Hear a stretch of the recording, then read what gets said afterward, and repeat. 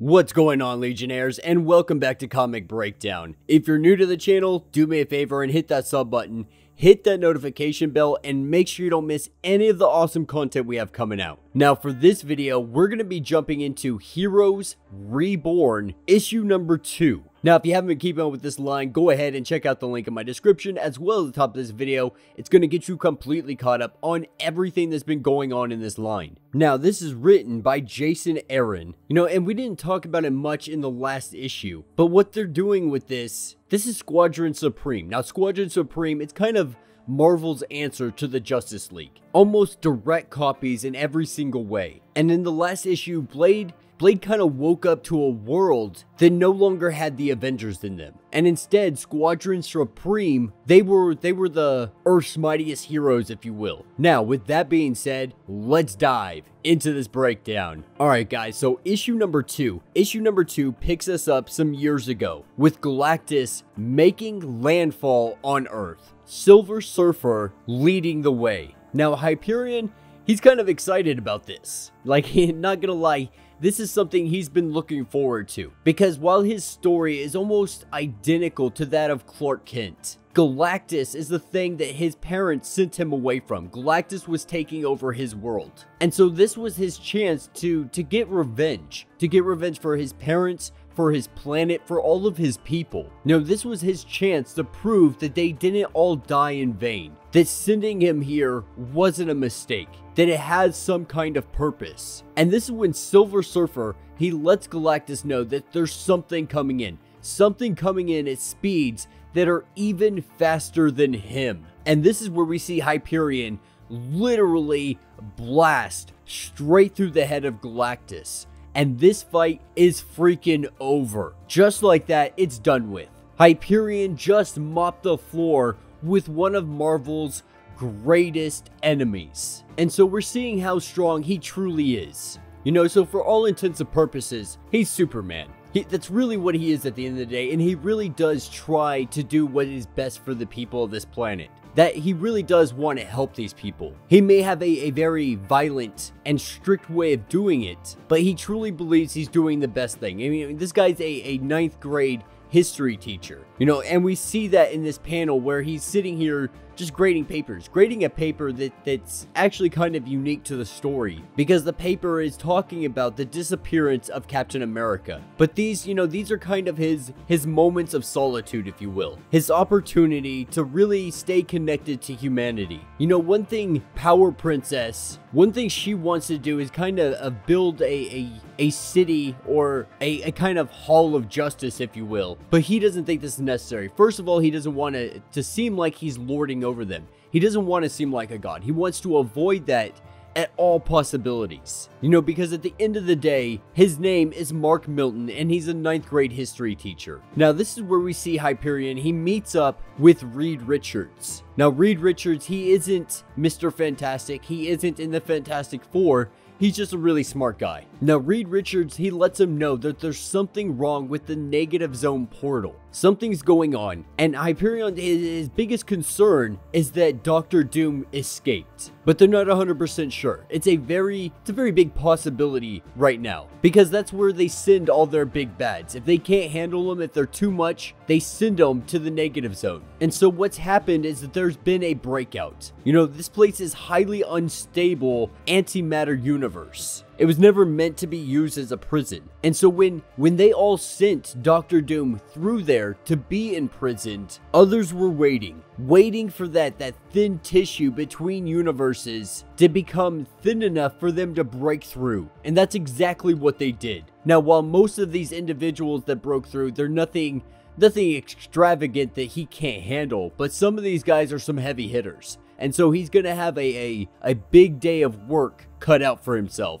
And his first encounter is with Gladiator and his Imperial Guard. They were attacking Cape Canaveral, trying to commandeer a space flight back home. The Super Guardians, they once used to be his friends. They were his friends until they became infected. But as it stands today, he doesn't have the time for mercy. He doesn't have the time to be gentle with them, because they're not the only ones who escaped. And this is where we pick up with another fight. Another fight going on with Mr. Beyonder. And Mr. Beyonder, you know, he's just out here warping reality, turning a bunch of people in a small podunk town into flying sharks. And so it's one fight after another that he's having to deal with. And we see him make his way to the Daily Bugle. Inside the Daily Bugle, we see Peter Parker. And Peter Parker, right now, he's terrified for his life. Now, Peter Parker, he believes himself to be like the best friend of Hyperion. But he's really not. He's just more or less tolerated. But while he's sitting here having a conversation, saving Peter Parker's life, who in this case is not Spider-Man, this is when outside he hears Ultron.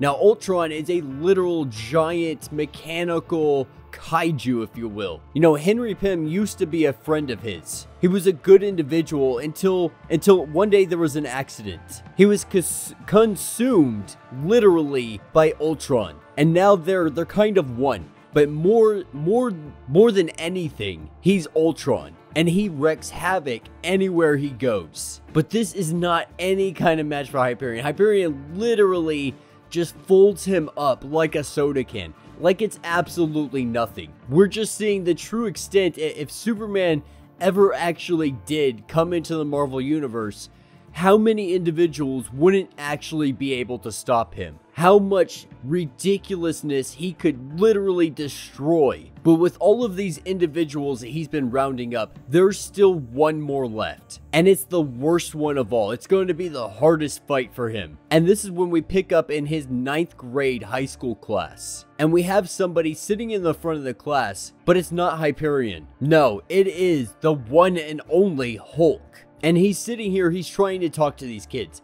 In the best way he can. You know, Bruce Banner, he doesn't really have that much of a capability of having full sentences, being able to really articulate what he's trying to convey. And so it's really coming up like a big jumbled mess. But this is where we see Hyperion. He comes bashing through the door and he tells him, you know, Banner, get the heck out of my class.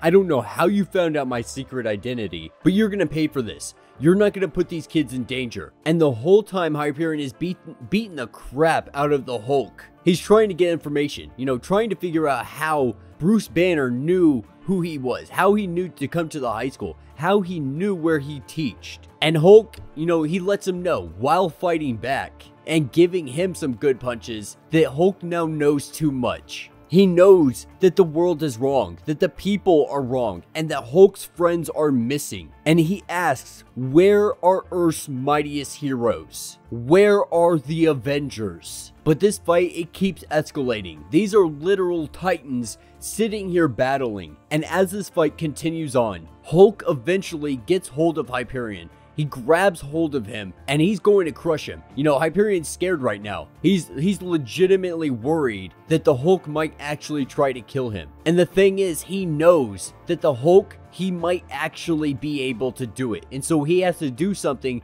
that he's going to regret right now because he doesn't want to do it. You know, at one time, Bruce Banner, he had hope for him. He hoped that he would be a force for good, but he knows now that that's not possible. And he uses his heat vision and he beams the crap out of Hulk. He does it until Hulk dies. And he has to do it. He has to do it 24 times. He has to kill the Hulk 24 times before the Hulk finally stops coming back. And right now, he's more just a radioactive pile of goo. But the last thing he said before he died was, where is Steve?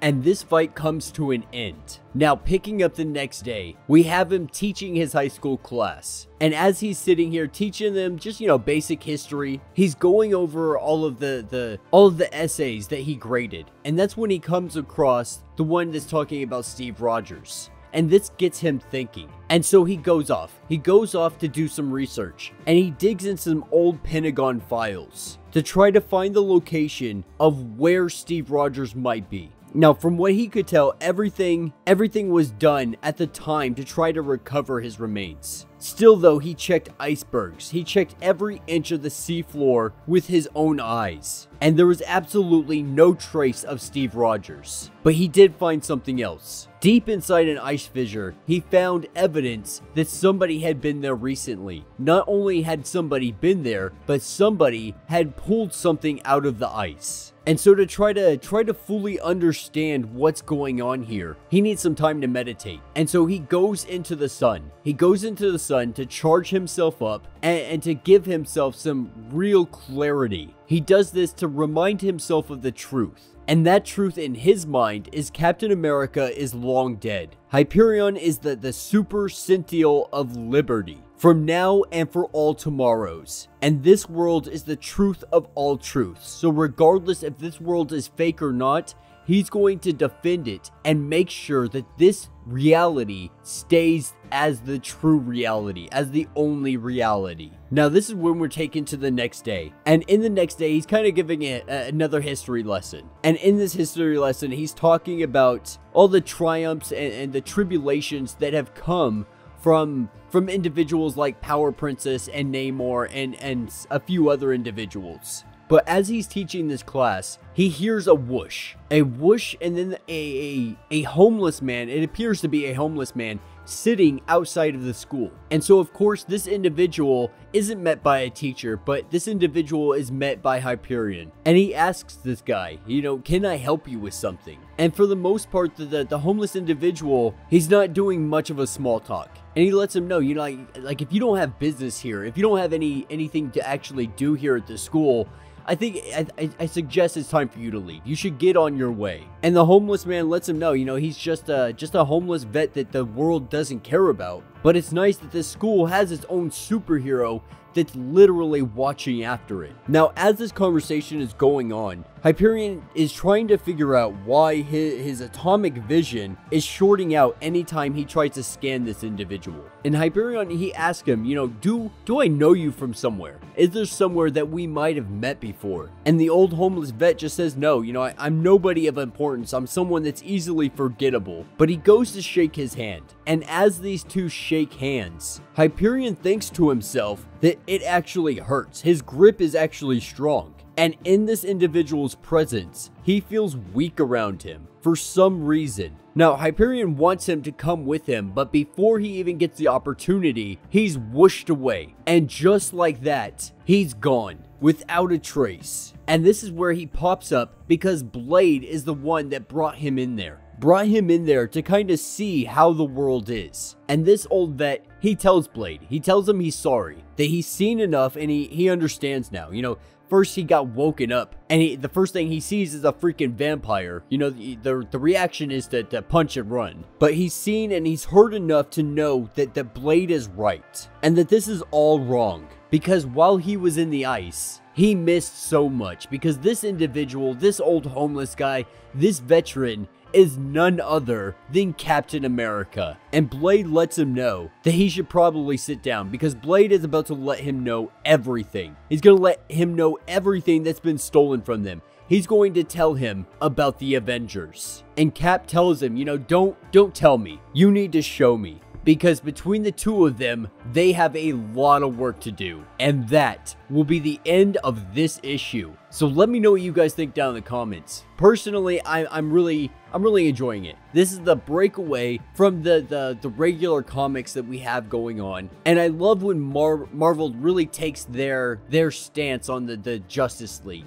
and how they would write it. And I'm telling you, if Marvel had the Justice League, I think they would make absolutely phenomenal comics. You know, we would have something along the lines of this, and I think it would be absolutely phenomenal. But yeah, all in all, the artwork was fantastic. The storyline is really good. You know, we're seeing individuals like Peter Parker, who never became Spider-Man, but individuals like Namor still exist out in the world. So I'm really excited to find out who's still out there. Find out who may still have their powers. But yeah, let me know what you guys think down in the comments. If you have not yet, do me a favor and hit that sub button. Hit that notification bell. Make sure you're not missing any of the awesome content we have coming out. Be sure to check into the channel a little bit later on today, because we're going to have a couple issues of the X-Men coming out. We got some X-Corps, we got some Children of the Atom, and on Friday, we're going to be covering our flow over of DC Comics as well as some Black Cat. And with that being said, until the next breakdown.